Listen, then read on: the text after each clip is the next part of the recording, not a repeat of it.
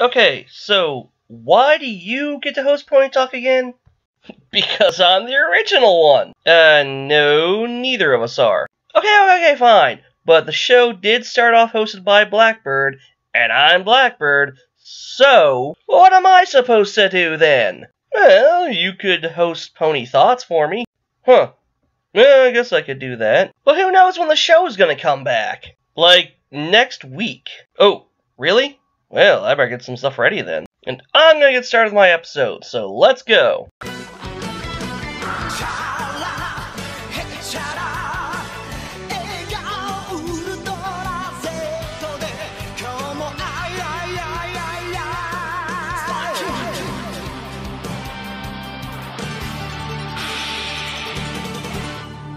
Hey,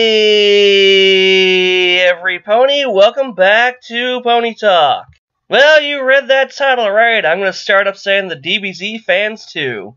Of course, I'm not sure how much more I could do that than Death Battle did, but I guess I could try. Mostly I'm focusing on the fact that Super Saiyans really became kind of a joke in the series, didn't they? I remember the build-up to that, and the first time Goku went Super Saiyan, it was amazing. And I would show that here, but you know how Toei is with the copyright strikes. But still, we all remember and how mind-blowing it was. It just felt like this big, grand, monumentous event. And then Future Trunks showed up and was immediately a Super Saiyan. And while it wasn't that bad at the time and was kind of a cool mystery, then Vegeta became a Super Saiyan. And then Gohan became a Super Saiyan. And then Kid Trunks became a Super Saiyan. And Goten, leading to a really good line from Vegeta.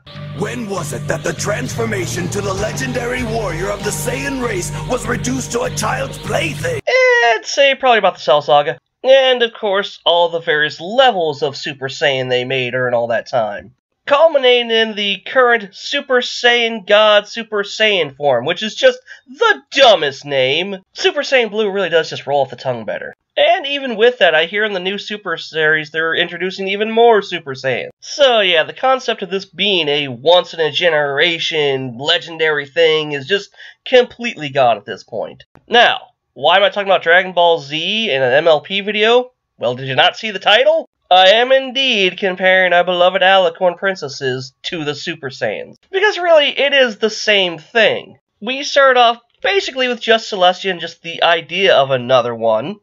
And then Luna got reformed, and then Gaiden showed up, and then Twilight became an Alicorn, all finally culminating in Princess Flurryheart.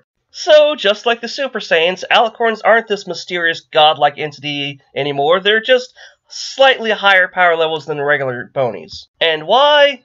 Well, let's be honest, it's all because of merch. Princesses sell better than anything, you gotta sell the merch! And, well, maybe also lazy writing, but mostly merch! Probably could just leave the video at that, but I am kind of an analysis, so what's the fun of just leaving it face value? Let's read more into this. Because I could come up with a headcanon on how to explain this in story, but it would be throwing away a couple other things. Mostly Lauren Faust's idea that Celestia and Lunicorn are always Alicorns, which would also throw away most of Journal of the Two Sisters.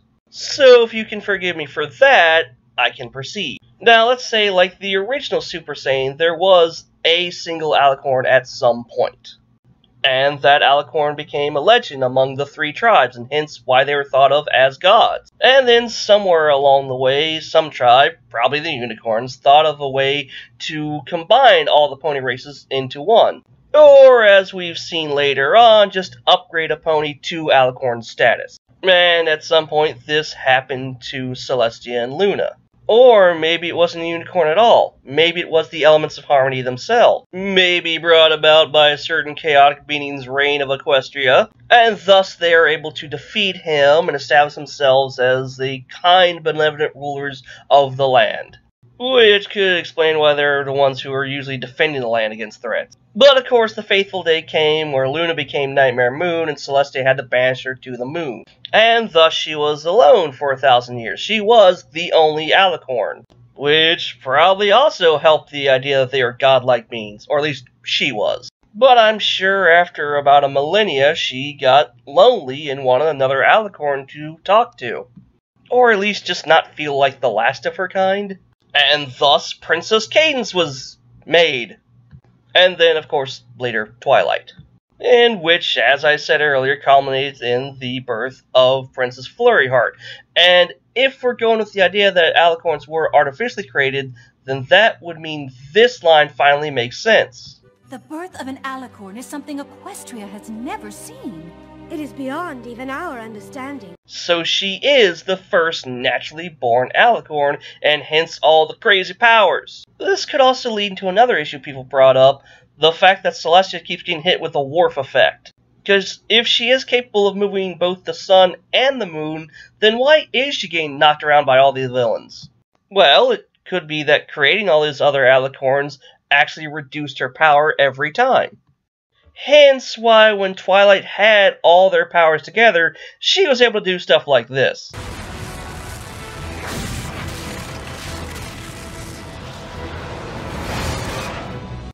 Talk about Dragon Ball Z level action. But yeah, she was able to fight Tyrek like that, but then had issues fighting Starlight. Oh, of course, there is something to be said about brute force versus finesse, but that's a completely different video. Either way, it could clear up some of the power level discrepancies we've seen with the alicorns throughout the series. Or, I could just be pulling ideas out of my flank. But the thing we can't deny is that, yeah, the alicorn idea has been diminished over time. Just like that of the Super Saiyan idea. Really, maybe the lesson here is it's not a good idea to introduce godlike beings into your narrative if you want them to be continuous characters. But hey, that's just my opinion and my crazy theory. What do you guys think about all this? What's your idea for why alicorn powers are all over the place? Let me know in the comments below. And join me again when I talk more on everyone's favorite subject, shipping! Until then, I am Blackbird, and I'll see you again for more Pony Talk.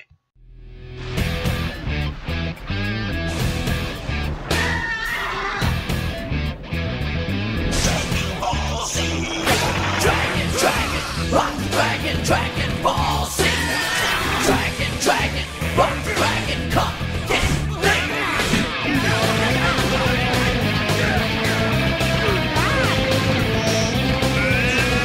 Dragon Ball Z. Dragon Ball Z. Can the youngest child of Kakarot also become a Super Saiyan? Yes? Yes, naturally, it's a Super Saiyan bargain sale.